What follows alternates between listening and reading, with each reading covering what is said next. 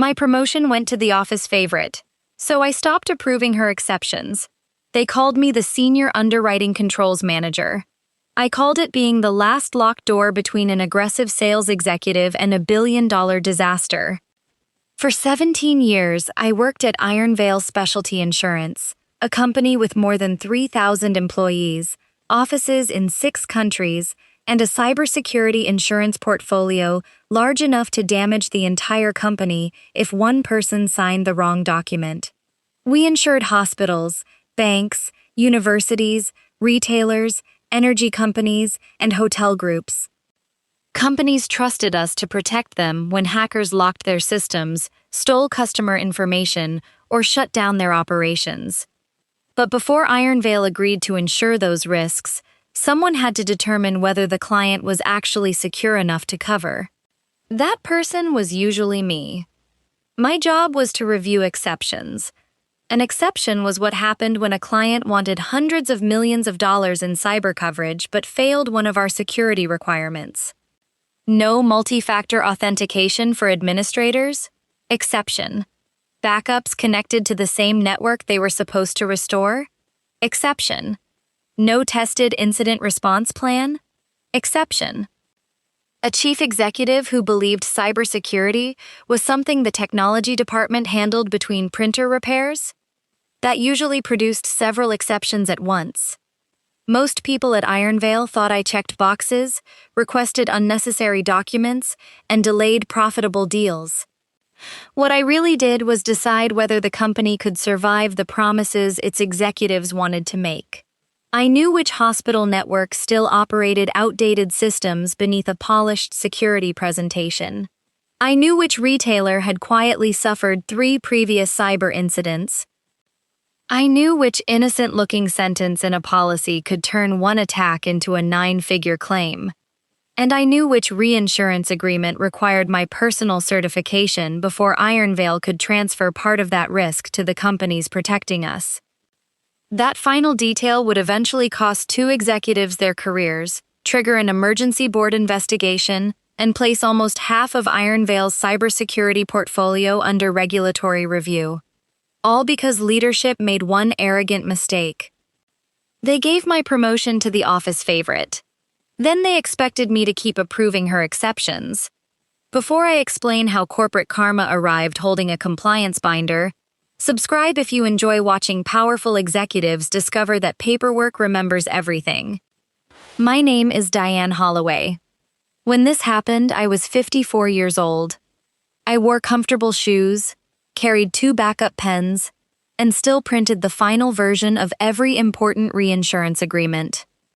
Younger executives found that amusing.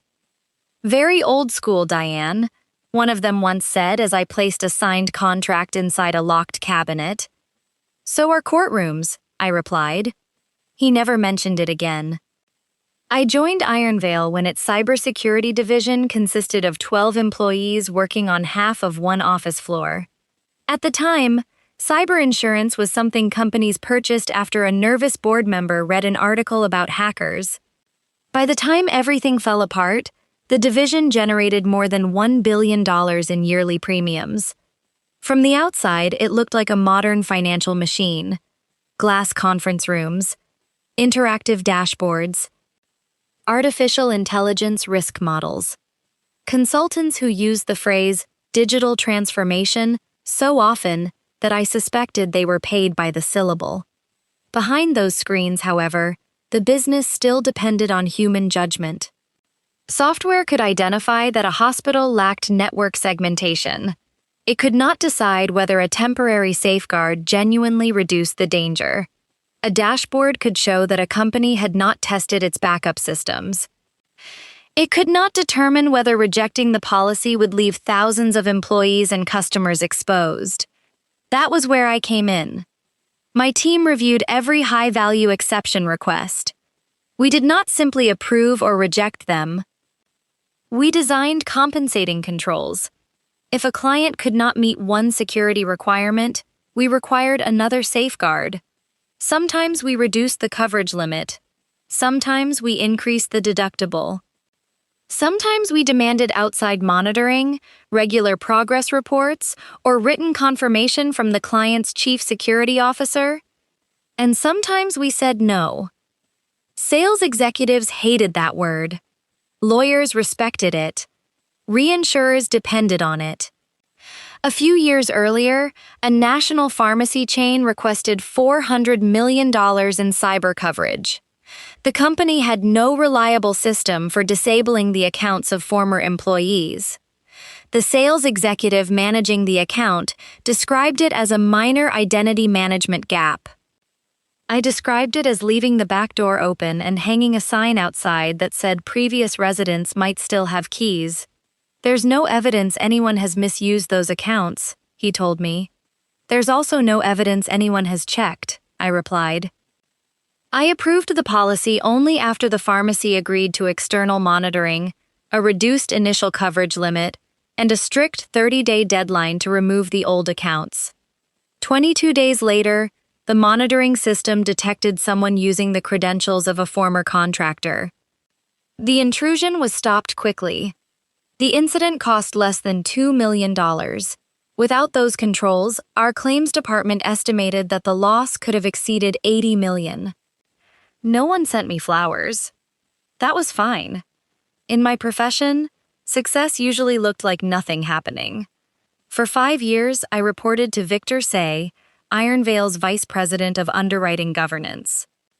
Victor was brilliant, impatient, and incapable of pretending that a terrible idea was innovative simply because someone presented it on a touchscreen. He taught me how to read insurance contracts the way detectives read witness statements. Never concentrate only on what the contract says, he once told me. Concentrate on what everyone will claim it meant after money has been lost. When Victor announced his retirement, he recommended me as his successor. It was not a private recommendation. He told the chief executive. He told human resources. He told the board's risk committee. He told me, "You've been performing half this job for 3 years," he said. "The title is overdue." During the 6 months before his departure, I chaired the exception committee, represented Ironvale during regulatory examinations, and reviewed every portfolio deviation above $25 million. I also trained the woman who eventually received the promotion. Her name was Tessa Lang. Tessa had joined Ironvale 18 months earlier as Director of Strategic Growth. Before that, she had worked in management consulting, a profession that had apparently taught her how to enter meetings late, repeat the last intelligent statement, and receive credit for simplifying the discussion. She was 35, polished, charming, and always looked as though a photographer might appear without warning. Tessa remembered birthdays. She complimented senior executives. She posted photographs from charity dinners before dessert arrived. She had mastered the corporate skill of making powerful people feel fascinating. She was not unintelligent. That would have made her easier to manage. Tessa was clever enough to understand how a decision looked, but not experienced enough to understand what that decision might become. She believed every obstacle could be overcome with confidence, urgency, and a private phone call to someone important. Our chief executive, Grant Bellamy, adored her. Grant had been recruited to accelerate growth after Ironvale's investors decided that steady profit was not exciting enough. "We are not an insurance company," he announced during his first town hall. "We are a technology-enabled resilience platform." The claims department still issued insurance payments. The regulators still called us an insurance company. But Grant preferred sentences that sounded expensive. Tessa quickly became his favorite. She accompanied him to investor meetings. She led executive presentations. She was placed in charge of something called the Enterprise Velocity Initiative, which produced 14 workshops and no measurable velocity. As Victor prepared to retire, Tessa began attending our exception meetings. At first, she observed. Then she interrupted. Then she started answering questions that had been directed at me. During one meeting, we reviewed an application from a banking group that wanted to exclude 2 foreign subsidiaries from its security assessment while still covering them under the same policy. Tessa leaned forward. The client says those subsidiaries operate independently.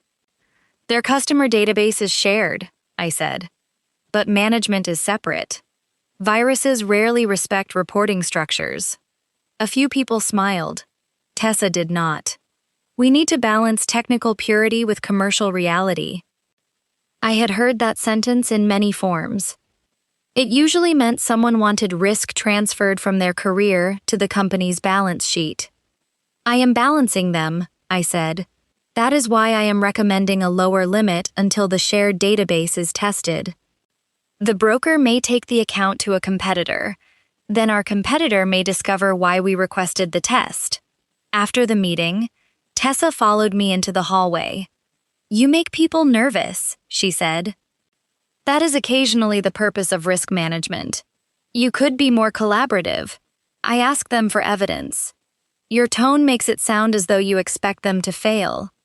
My tone has never appeared in a claim file. She smiled, but her eyes remained cold.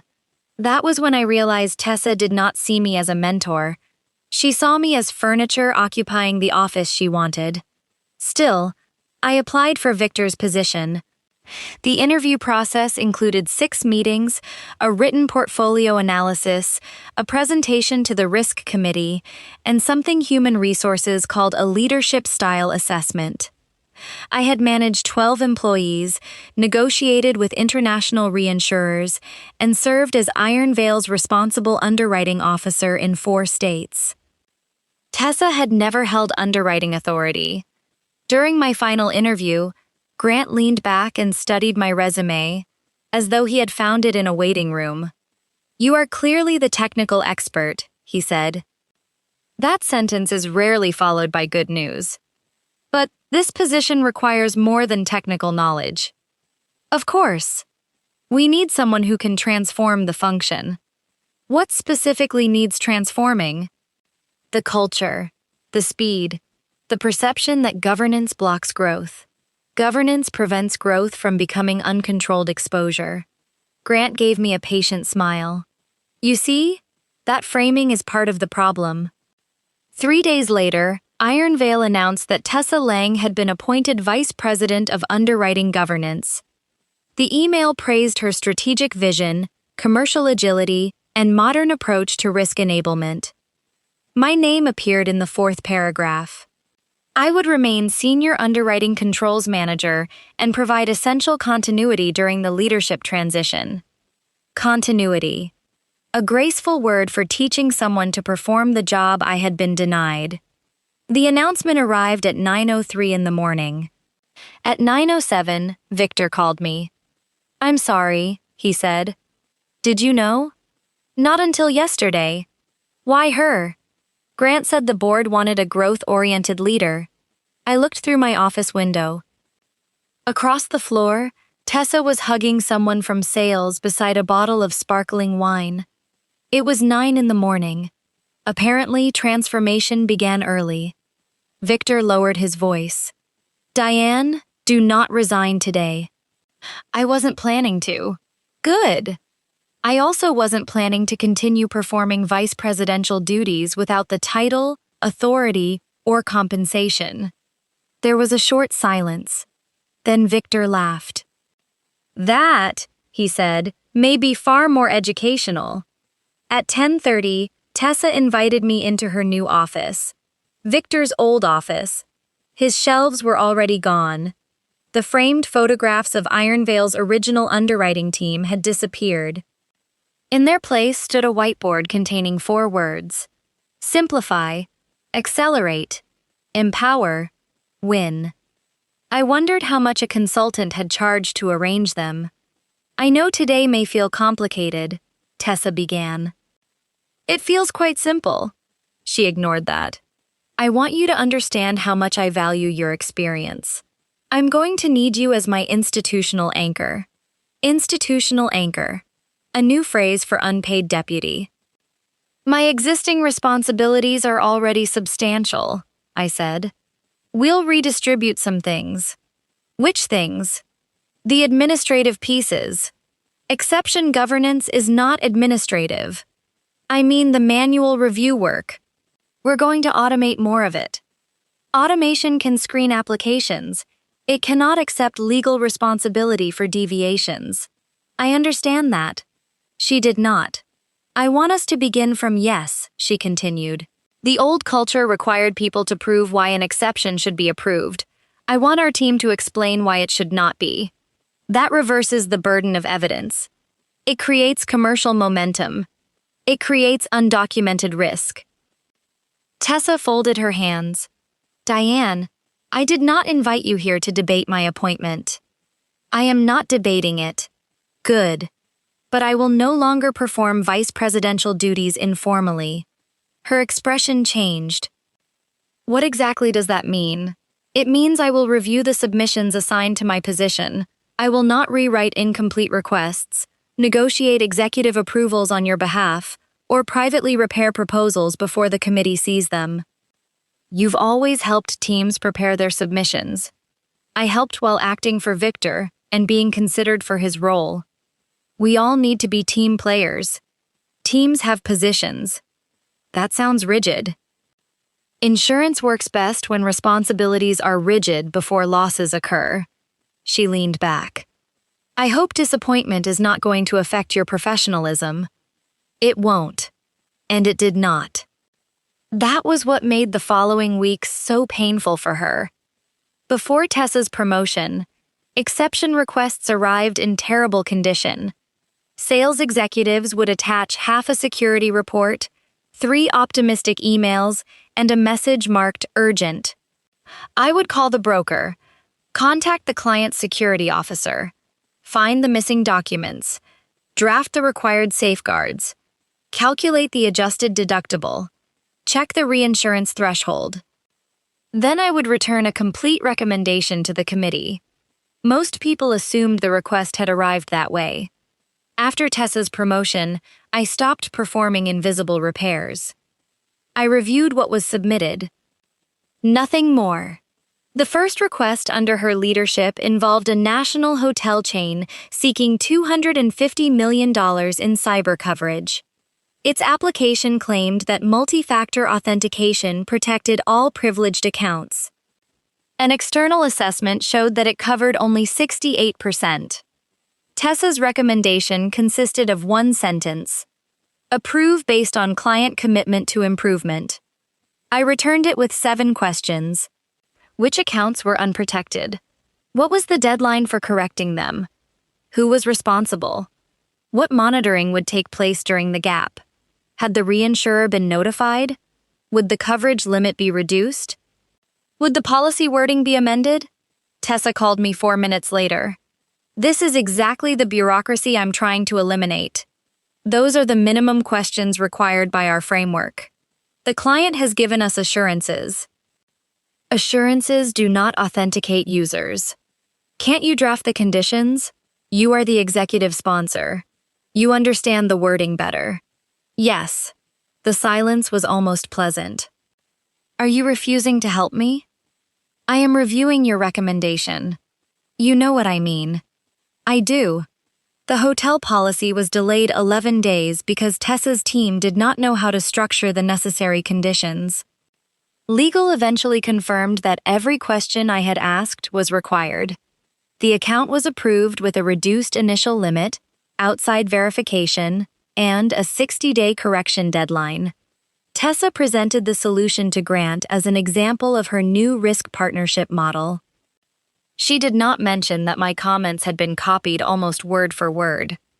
I did not object. Credit is useful. Documentation is better.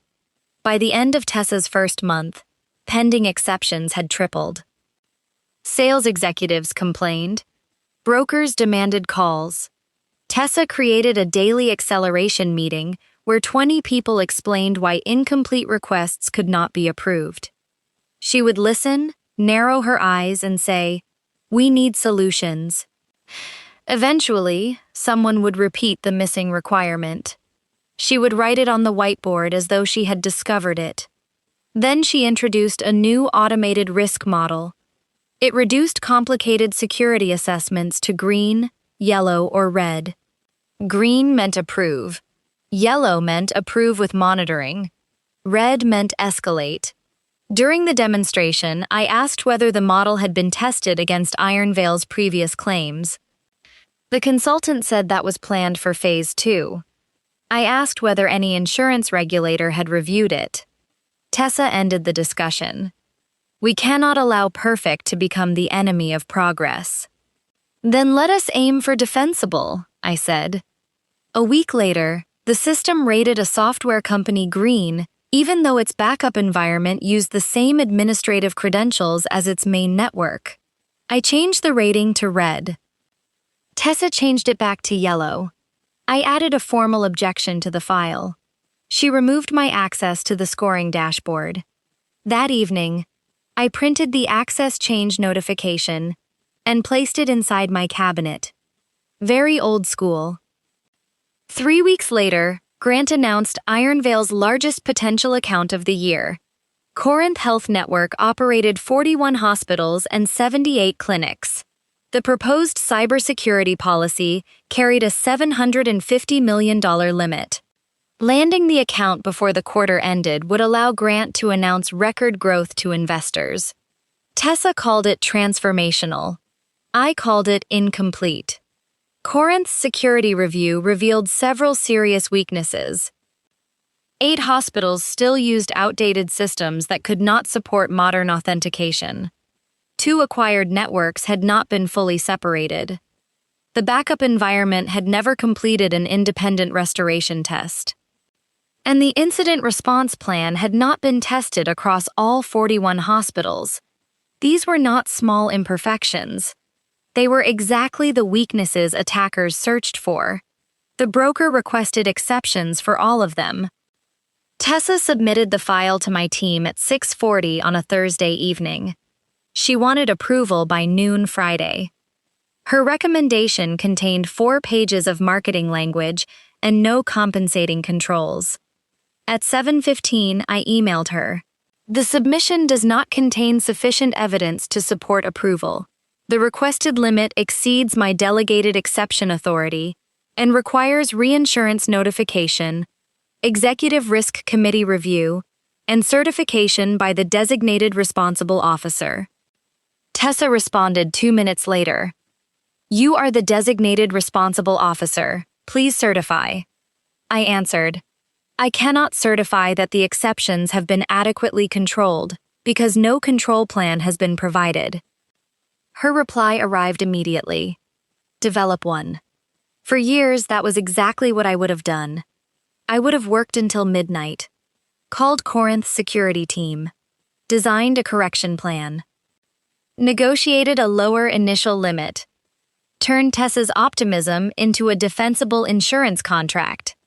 Then she would have walked into the executive committee and announced that her team had solved the problem. Instead, I wrote, developing the executive sponsor's recommendation is outside my assigned responsibilities. I remain available to review a complete proposal. At 8:30 the next morning, Tessa entered my office without knocking. Are you serious? Usually, this account is worth $40 million. The exposure is worth considerably more. Corinth has never experienced a major incident. Neither had most companies the day before their first one. They have committed to improvements. Which improvements? All of them. By what dates? We are finalizing the timeline. Who will verify completion? That can be determined after binding. No. She stared at me. No? No responsible underwriter approves $750 million first and decides how to control the risk afterward. You are allowing personal resentment to interfere with a company priority. My conclusion is based on the file. You wanted my job. I wanted the position because I was qualified to perform it. You think I'm unqualified? I think this recommendation is unqualified. Her face hardened. I can remove you from this account. You can. I can remove your approval authority. You can recommend that. You seem very confident for someone whose position may soon become unnecessary. I looked directly at her. I have spent 17 years preventing this company from promising things it cannot survive. If you believe that function is unnecessary, put that belief in writing. At 10:15, I was summoned to Grant's office. Tessa was already there. So was the Human Resources Director, holding a folder. That combination rarely means the company wants your advice. Grant did not invite me to sit. We have received concerns about your resistance to the new operating model. Which written standard have I failed to follow? This is not a disciplinary meeting. It was absolutely a disciplinary meeting. We are restructuring the governance function. Effective immediately, you will move into a non-approval position focused on documentation modernization. The corporate attic. A place where experienced employees were stored until they resigned. My underwriting authority is being removed? Temporarily reassigned, Tessa said. To whom? To me. You do not hold delegated certification under the Continental Re Agreement. Authority follows the role. No, I said. Authority follows the name written in the contract. Grant's patience disappeared. We are not discussing technicalities. We ensure technicalities. You will transfer the files and support a smooth transition. Has Continental Re approved a replacement certifier? Tessa crossed her arms. They do not control our staffing decisions. They control whether they reinsure the resulting exposure. Human Resources finally spoke. The expectation is that you will cooperate professionally. I will document that my authority has been removed, identify all pending matters requiring certification, and notify every party I am contractually required to notify. Tessa gave a short laugh. No one is asking you to create drama. I am describing the required transition process. Just transfer the files. I will transfer every company file through the approved record system. And Corinth? I will note that it remains unapproved. Grant placed both hands on his desk. You are not to contact anyone outside this company regarding this internal decision. That was the mistake. Not removing me, not humiliating me, not even giving my promotion to someone who thought risk could be redesigned with a slogan. The mistake was assuming that an executive instruction could cancel a contractual obligation. Please send that restriction to me in writing, I said. Grant narrowed his eyes. Why? Because Continental Re requires immediate written notice if the designated certifier loses authority. If you are directing me to withhold that notice, I will need the instruction documented for legal review. The room became silent. Tessa looked at Grant. Grant looked at Human Resources. The Human Resources Director closed the folder. Perhaps legal should clarify the notification requirement. That would be wise. As I reached the door, Tessa called my name. We will manage without you. I hope so, I said, because by 5 o'clock, everyone protecting your decisions will know I am no longer authorized to protect them. At 11:19, my system authority was removed. At 11:27, the Chief Legal Officer, Pauline Shaw, called me. Are you preparing to notify Continental Re? I am required to. Grant believes the notice can wait until a successor is appointed. The agreement says immediate notice. I know. Then why are we discussing it? Because I am trying to stop this morning from becoming worse. I recommended that legal be consulted before my authority was removed. I was not consulted. That surprised me. Does Tessa qualify as the replacement? No. There it was. The first honest word anyone had spoken that morning. The contract required at least 10 years of specialty underwriting experience and formal approval from Continental Re's Risk Committee. I had 17 years. Tessa had none. How quickly can an eligible replacement be approved? I asked. Best case, 30 days. And Corinth is supposed to close today. Yes. Then Ironvale cannot bind those exceptions under the existing agreement. I know. Does Grant? I suspect he does now. At 11:41, I sent the required notification.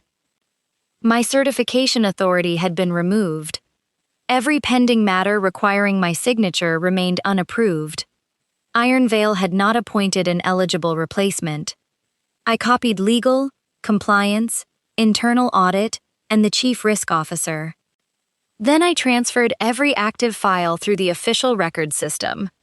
I included status reports, missing documents, deadlines, and the employees responsible for each next step. I did not delete anything. I did not hide anything. I did not contact a client. I did not need to. At 12:18, Continental Re acknowledged the notification. At 12:26, it suspended automatic reinsurance support for all new policies containing major security exceptions. At 12:32, Tessa called me. You need to withdraw that notice. I cannot. You created the impression that we have no qualified governance. You currently have no approved certifier. We are appointing one. Who? That is confidential. Then Continental Re can evaluate that person when notified. You knew they would suspend support. I knew the agreement allowed them to. You did this deliberately.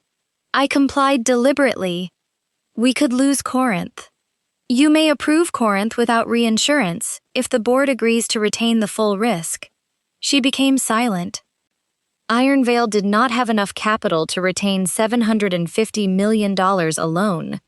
She understood that now. You think this proves something? She asked.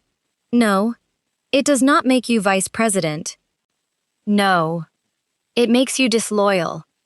That word is often used when obedience would be more convenient than accuracy. She disconnected. By 2 o'clock, Corinth's broker discovered that Ironvale could not confirm reinsurance participation. The broker did not learn it from me. Continental Re had declined to provide confirmation. Corinth postponed the binding meeting. Then another major client's renewal stalled. Then another. By the end of the day, 5 large policies were frozen. That was the first domino. By Monday afternoon, leadership realized the problem was much larger than one employee. Grant demanded that Continental Re approve a replacement immediately. They refused. Tessa suggested appointing the chief risk officer. He pointed out that he had never underwritten a cybersecurity policy. Then the chief financial officer asked the question someone should have asked before removing me. How much of our portfolio depends on this certification process? The answer was 42%. Not 42% of exception requests. 42% of the entire cybersecurity portfolio contained at least one deviation requiring governance review. Hospitals used legacy systems. Universities had decentralized networks. Manufacturers operated equipment that could not be updated quickly. Exceptions were not an inconvenience. They were the business. For years, I had been converting complicated companies into insurable risks. Grant believed he had removed a cautious middle manager. He had actually disconnected the bridge between sales and capital. Then things became worse. An employee from Tessa's new team contacted me. She said Tessa wanted the Corinth submission uploaded as a standard policy instead of an exception. That would bypass the suspended certification process. I advised the employee to follow the written classification standard and request any conflicting instruction in writing. A few minutes later, she messaged me again. Tessa had refused to put the instruction in writing. But a junior employee named Jordan had already uploaded the policy. I called Pauline. Has Corinth been reclassified as a standard submission? There was a pause. How do you know that? I was contacted by an employee requesting compliance guidance. This is serious. That is why I called. 30 minutes later, internal audit issued a preservation notice covering every Corinth email, chat message, access log, approval change, and executive instruction. Tessa called me. You are encouraging insubordination. I advised an employee to follow written policy. You have no authority over my team. Then your team should not require my advice. You are trying to undermine me. No, Tessa. You are standing on a floor you never inspected and blaming me for pointing out the cracks. Wednesday morning, Grant emailed me. He directed me to resume exception certification temporarily. I replied, "My delegated authority has been removed. Continental Re has been notified, and I no longer have access to complete underwriting records. I cannot resume certification without formal reinstatement and written confirmation from the reinsurer." Grant responded, "This is a direct executive instruction." I answered, "Executive instructions do not amend external contracts." That afternoon, Corinth Health Network suffered a cybersecurity incident. Several hospitals reported system outages. Appointments were postponed. Emergency departments switched to contingency procedures. The attack occurred during the exact week Ironvale had attempted to bind a policy containing unresolved security weaknesses. But the real disaster was still hidden inside the file. At 4:17, Tessa called my personal phone. "Diane, Corinth believes coverage was bound. It was not approved. The broker received a binder." I sat forward. "Who issued it?" "The strategic accounts team." "Under whose authority?" "We believed the standard classification was valid." "No, you hoped nobody would examine it before the quarter ended." "We need your certification added to the file." "No, you have not reviewed the final conditions. I no longer have system access. I can send them to you." "No. Diane, hospitals are offline. Retroactively signing an inaccurate certification will not restore them. It will ensure that the claim is supported. It will create a false record. We are not asking you to lie. You are asking me to certify that controls were adequate before coverage began when I specifically documented that they were not. We made changes. Before or after the binder was issued." She said nothing. "That is what I thought. You could destroy this company over a technicality." "No, Tessa. The company may be destroyed because you issued coverage without authority. The technicality is the part that proves it. You are enjoying this." I looked out my kitchen window. I am thinking about hospital employees trying to work without systems. I am thinking about patients whose appointments have been delayed. I am thinking about claims employees who will be ordered to repair a decision they did not make. Enjoyment is not the word. Then help us. I will cooperate with legal, regulators, and the claims department to protect innocent people. I will not falsify an approval. Her voice became quieter. "What would it take for you to certify?"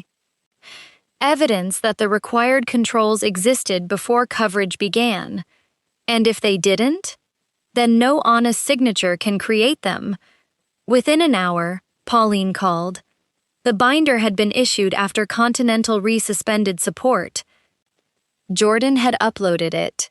Tessa had authorized its release. The estimated claim exceeded $300 million. Because the reinsurance support was disputed, Ironvale might be required to retain most of the loss. The parent company's share price fell 23% in 2 days. Major brokers paused new business. A ratings agency placed the cybersecurity division under review. Tessa was placed on administrative leave. Grant remained chief executive. For the moment.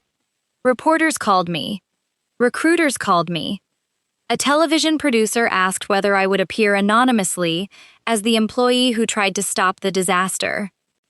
I declined. The story did not need a dramatic silhouette. It needed an accurate record. The state insurance department interviewed me for 4 hours. I explained the exception framework. I provided the timeline of my removal.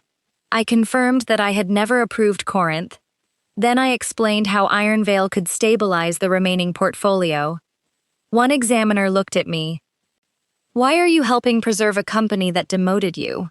"Because thousands of businesses depend on these policies, and hundreds of employees did not create this disaster." "You do not sound angry." I am angry. Then why help? Anger is not a business plan. That sentence later appeared in the board's report. While the investigation continued, I helped the claims department identify valid policies and urgent client problems. I required every instruction to come through legal. I also insisted that junior employees involved in the Corinth binder receive fair representation. Jordan called me one evening. I think they're going to fire me. Possibly. Tessa told me the file had executive approval. Did she put that in writing? She sent a chat message. Preserve it through the legal process. I clicked the release button. Does that make this my fault? It makes it your action. Responsibility depends on the authority, training, instruction, and intent surrounding that action. I wanted to impress her. That desire has funded many law firms. He gave a nervous laugh. What should I do now? Tell the truth. Do not guess. Do not protect someone who would not protect you. And do not exaggerate her responsibility to reduce your own. The truth may not save my job. No, but a lie can follow you into the next one. Jordan cooperated. His preserved message showed that Tessa had written, Grant wants this released today. I am authorizing you to proceed.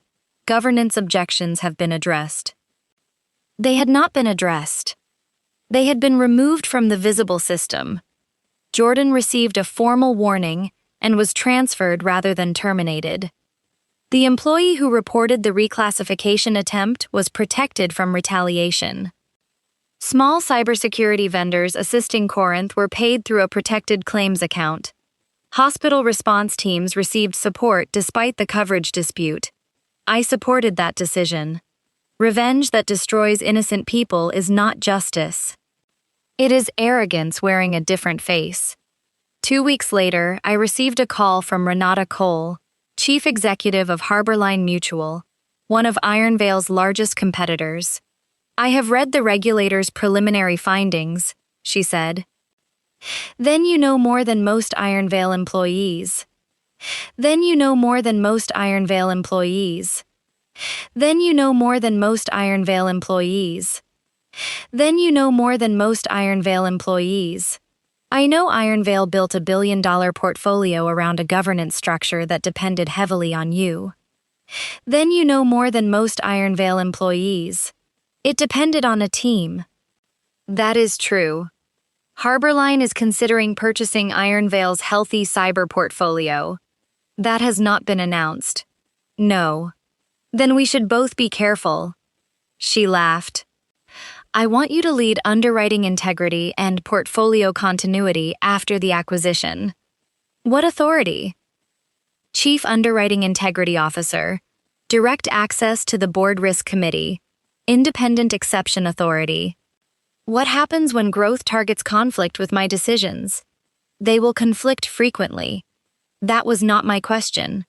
You will have written authority to reject unsupported risks. And the employees? We retain the teams necessary to service the portfolio. How many? We are still calculating. Then you are not ready to make me an offer. There was a pause. You negotiate quickly. I have been waiting 17 years. When we met, I gave Renata my conditions. Claims employees servicing transferred policies would receive retention offers. Junior governance employees would be interviewed before outside candidates. No sales executive could override an exception rejection without written risk committee approval. Automated models would always require accountable human review. Employees who cooperated with the investigation would be protected. Existing small vendor invoices would be honored. Renata listened without interrupting.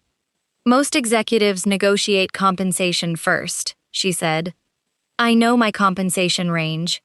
What makes you believe we will accept all these conditions? You are not buying policy numbers. You are buying a business that must still function after those numbers arrive. She smiled. What compensation range? I told her. She did not blink. That was when I realized how long I had been underpaid. 3 days later, Harborline submitted a formal acquisition proposal. Ironvale's board summoned me to an emergency meeting. Grant sat at one end of the table. Tessa sat beside her attorney at the other. The board chair asked whether Ironvale's governance failures could be repaired. Yes, I said. Can they be repaired under the current leadership? Grant objected immediately. The board chair ignored him. The framework can be repaired, I said. Trust will require separate decisions. Tessa leaned forward. This entire situation was distorted by one employee's refusal to support a leadership transition. Her attorney touched her arm. She continued anyway. Diane withheld cooperation, created the reinsurance crisis, and encouraged employees to resist management. I looked at her. You issued a $750 million binder after reinsurance support had been suspended. Because you triggered the suspension. I notified the reinsurer after you removed the certifier named in its contract. You could have helped us appoint a replacement. You appointed yourself, Grant interrupted. This is becoming personal. It became personal when you promoted appearance over competence and expected competent employees to hide the difference. The room went silent. You are speaking to the chief executive, Grant said. I am answering the board. The head of internal audit opened a folder. Our review found that Diane performed every duty assigned to her position. Her objections were documented and technically supported. Tessa shook her head. She deliberately stopped helping teams prepare their submissions. I stopped performing executive work without executive authority, I replied. I continued performing my actual job. That distinction is absurd. It is the distinction your attorneys are now billing by the hour to understand. One of the lawyers looked down. The board chair asked whether I had been angry about losing the promotion. Yes. Did that anger affect your decisions? It affected my willingness to continue donating work. It did not affect a single underwriting conclusion. Internal audit confirmed it. Grant stood. Diane designed an outdated system dependent on one individual. That itself is a governance failure. I nodded. Yes. He had not expected agreement. The company allowed the system to depend on one person because leadership delayed succession planning, rejected staffing requests, and treated qualified oversight as unnecessary overhead. I documented that risk in 3 annual reports. The chief financial officer closed his eyes. The board chair turned to internal audit. Is that accurate? Yes. Grant sat down. I looked across the table. You thought I was replaceable. You never understood that I was the reason this company could safely replace assumptions with contracts. Tessa's voice was quieter when she answered. What do you want, Diane? I want the record corrected. I want employees who raised concerns protected. I want valid claims handled without using the coverage dispute to pressure clients.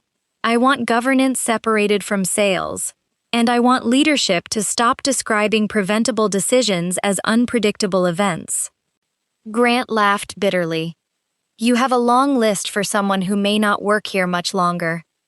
That is true. The board chair looked at me. Harborline has offered you a position.